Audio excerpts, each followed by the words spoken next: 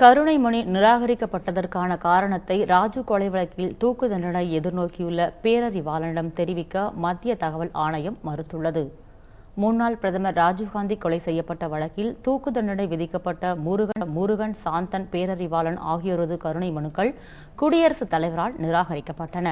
இந்நிலையில் தமது கருணை மனு நிராகரிக்கப்பட்டதற்கான காரணத்தை தெரிவிக்க கோரி மத்திய தகவல் ஆணையத்திடம் தகவல் உரிமை சட்டத்தின் கீழ் பேரறிவாளன் மனு ஒன்றை தாக்கல் செய்திருந்தார். அந்த மனுவை நிராகரித்த மத்திய தகவல் ஆணையர் சுஷ்மா சிங், கருணை மனு விவகாரங்களில் அமைச்சர்கள் குழுவின் பரிந்துரை, அதிகாரிகளின் குறிப்புகள் ஆகியவற்றை கொண்டே குடியரசுத் தலைவர் முடிவு செய்கிறார்.